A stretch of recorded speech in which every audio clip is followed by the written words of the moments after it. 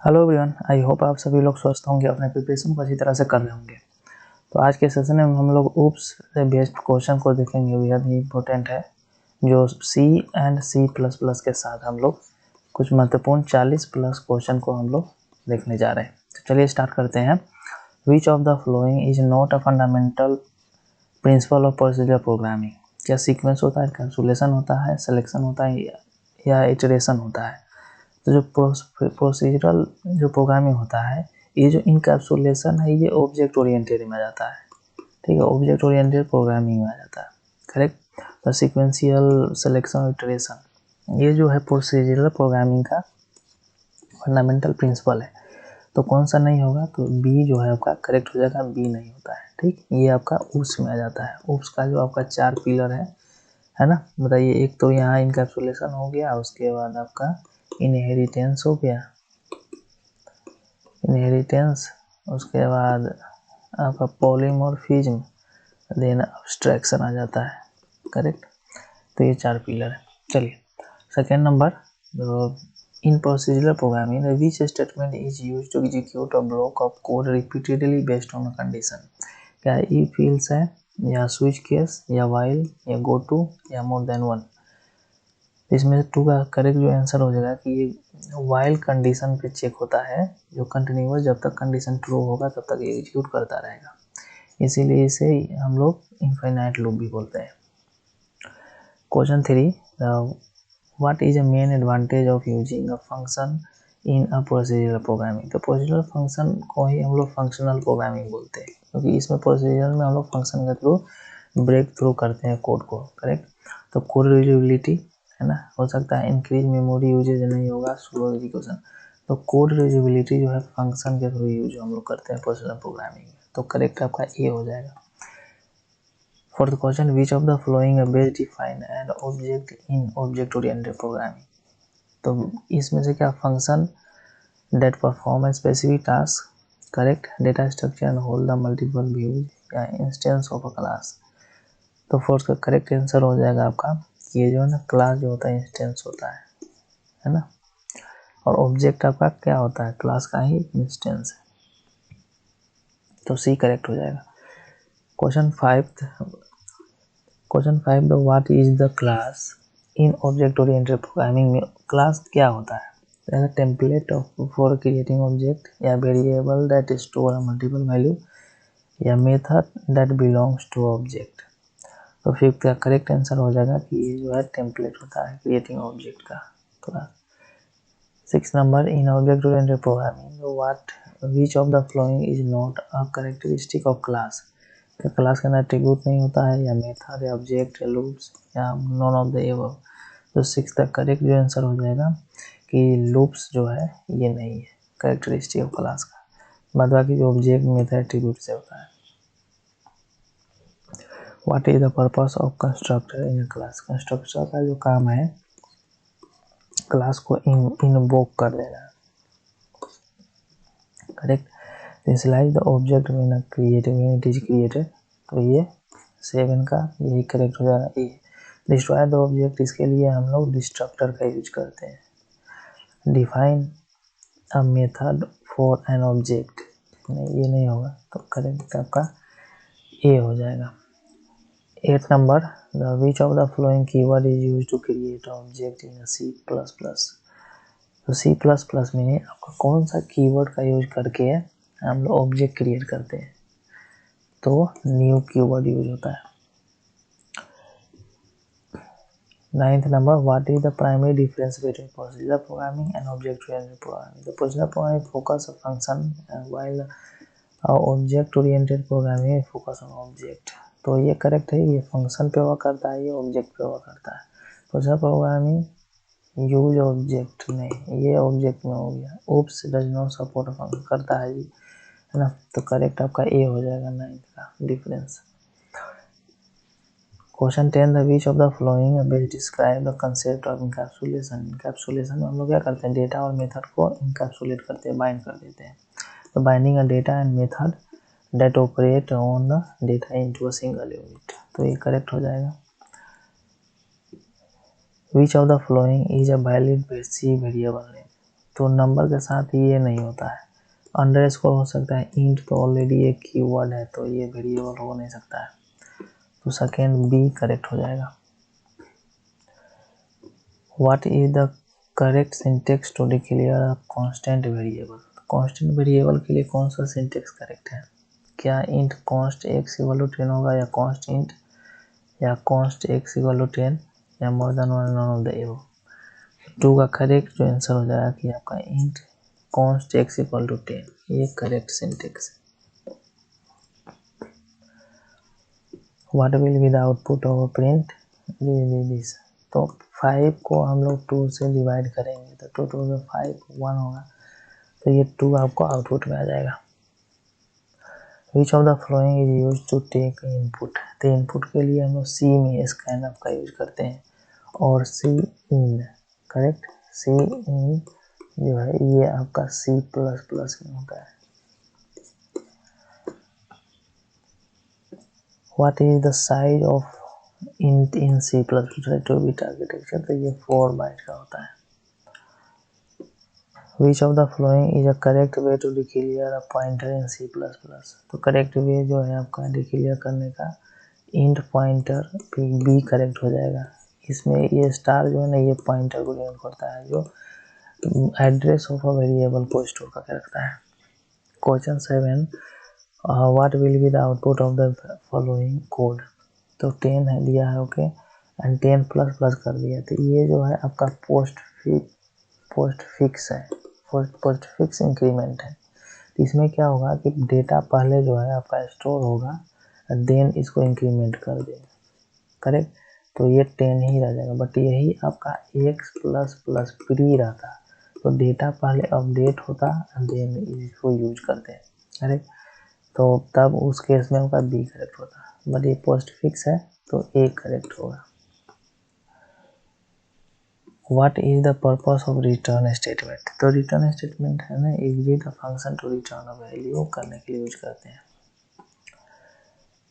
9th number, what is the correct syntax for loop in C++?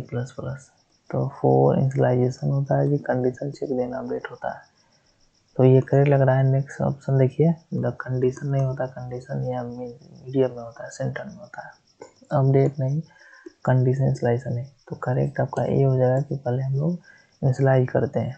इसका syntax देखिए कैसे use होता है, इंट जो है i इक्वल टू 0 करते हैं और यहाँ पे डालते हैं i लेस देन 10 और i प्लस प्लस, तो ये आपका कुछ कंडीशन होता है। Question 10, the which library must be include is use to printf scanf function in C?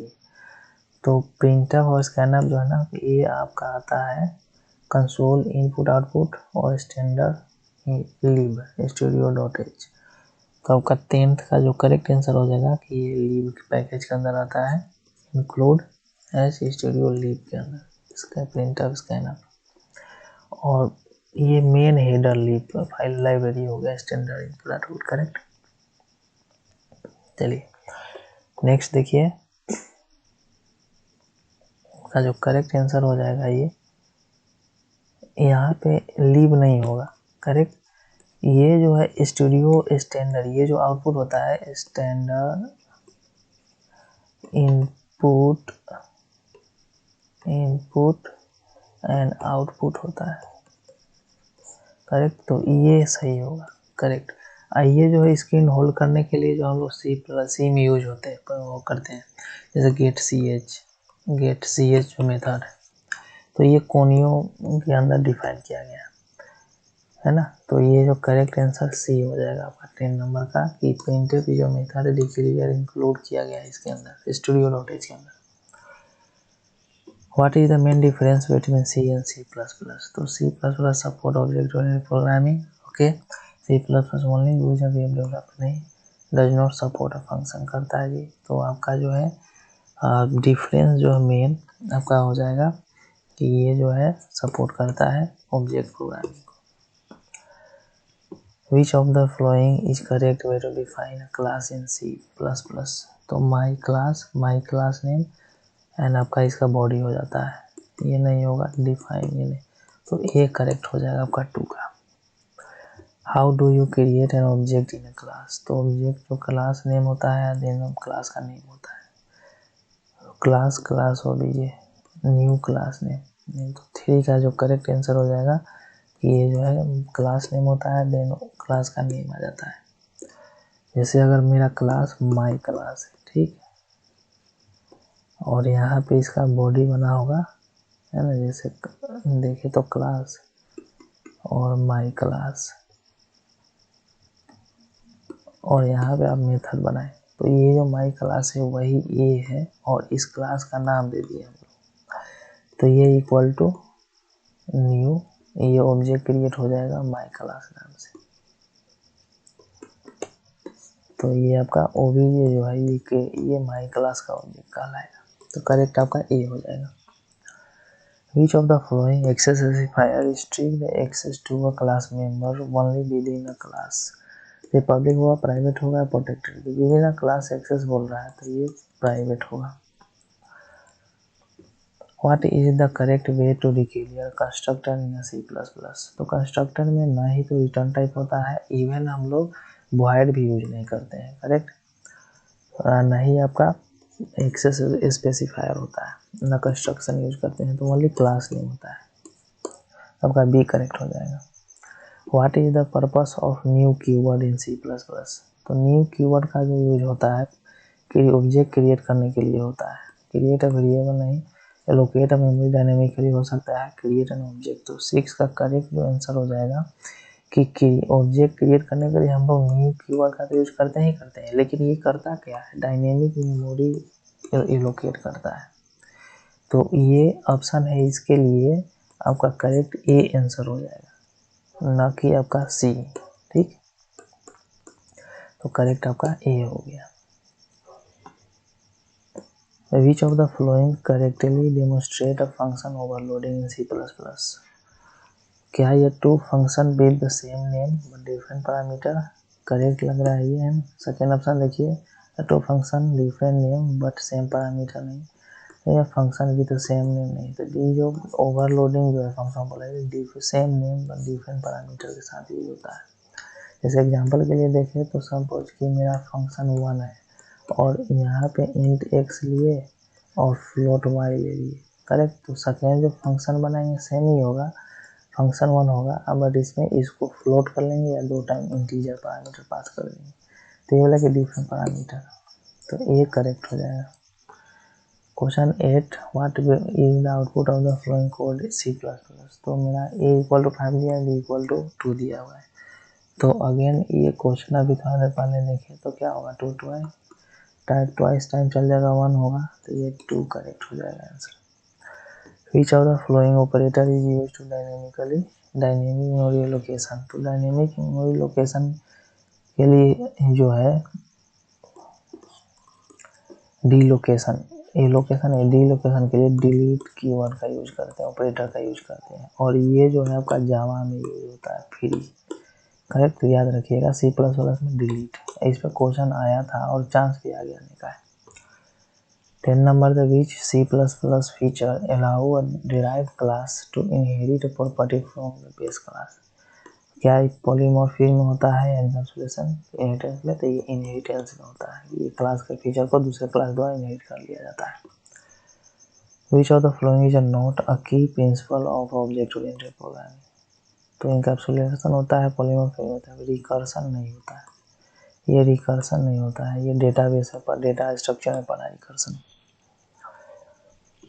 Second, in a C, which storage class has the highest lifetime and persist throughout the execution of the program?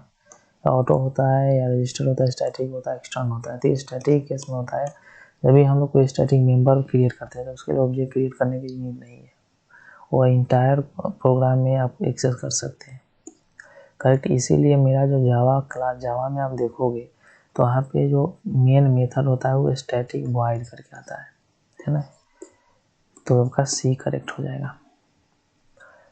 Third number, the which of the following is true about the pointer? तो क्या pointer can store address of another pointer? कर सकता है। Pointer can point the object of, नहीं, null pointer ये भी नहीं करेगा, तो करेक्ट आंसर ए हो जाएगा 3। विच of the following is the best describe multiple inheritance in C++। तो फिफ्थ का देखिए क्या होगा, ये जो होगा क्या, ये आपका class inherit from multiple base class होगा, जो मल्टीपल इनहेरिटेंस पूछा गया है, तो बेस क्लास है, ये इनहेरिट करता है मल्टीपल बेस क्लास, है ना। तो करेक्ट फिफ्थ का ये हो जाएगा। 6 number, in C++ which of the following feature allow a function to be defined in a derived class।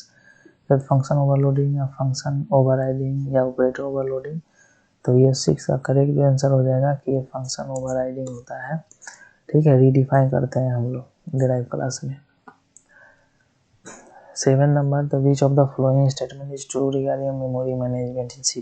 तो मेमोरी मैनेजमेंट के लिए malloc is use to allocate memory dynamically in, तो मेलॉक जो memory allocate करता है dynamically, correct. New keyword जो है, new allocate memory dynamically and call the construction या delete and free can be interchangeably या more than one, none of the above. तो 7 का जो करेक्ट आंसर हो जाएगा कि new allocate memory dynamically and call the construction को create call करने के लिए यूज करते हैं। What will happen if a class in C++ does not have a constructor। जब कंस्ट्रक्टर नहीं होगा तो डिफॉल्ट कंस्ट्रक्टर जो है आपका क्रिएट हो जाएगा। तो देखिए कोई ऑप्शन है ऐसा, प्रोग्राम विल नॉट कंपाइल, तो ऐसा कोई जरूरत नहीं है, करेगा कंपाइल विल जनरेट और डिफॉल्ट कंस्ट्रक्टर, तो यही बी करेक्ट हो जाएगा आपका। विच of the flowing correctly described the abstract class. तो एब्स्ट्रैक्ट क्लास क्या होता है कि ये आपका इसका ऑब्जेक्ट क्रिएट नहीं कर सकते, इसको ड्राइव करके ऑब्जेक्ट क्रिएट करना पड़ता है, और इसमें एक इनकम्प्लीट मेथड होना चाहिए, मिनिमम 1, है ना। तो a class that cannot have a member function, class with at least one pure virtual function, या class cannot have a private member, तो आपका 9th का बी करेक्ट हो जाएगा। 10th number, the which of the following concept is used in C++ allow a function to be called a different type of object। क्या encapsulation होता है, abstraction होता है, या पॉलीमॉर्फिज्म होता है। तो 10th का करेक्ट आंसर हो जाएगा कि पॉलीमॉर्फिज्म में मेनी फॉर्म होता है ना, many form, correct. Question 11, which of the following statement about virtual function is in C++ is true. तो virtual function must be defined in base class, virtual function can not override in drive class, या virtual function can not be used in polymorphism.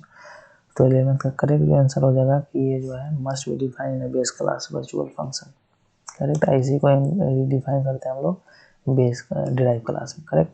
तो ये आपका correct हो जाएगा। तो आज complete हुआ 40 क्वेश्चन। तो बताइए आपका इसमें से आउट ऑफ 40 कितना करेक्ट हुआ, कमेंट कीजिए, है ना।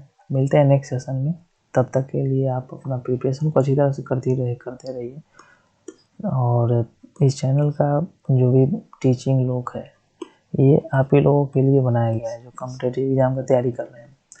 तो ये कंटेंट आपको अच्छा लग रहा है तो फॉलो कीजिए, सब्सक्राइब कीजिए और शेयर कीजिए, और आप सजेस्ट कर सकते हैं कि और कौन कौन से टॉपिक पे और ज़्यादा से ज़्यादा क्वेश्चन को कराया जाए, है ना। जैसे कि TRE आने वाला है मई में आपका, तो जितना ज़्यादा प्रैक्टिस करोगे उतना ही ज़्यादा बेनिफिट मिलेगा आपको। तो इसी तरह प्रैक्टिस करते रहिए। मिलते हैं नेक्स्ट सेशन में, तब तक के लिए टेक केयर।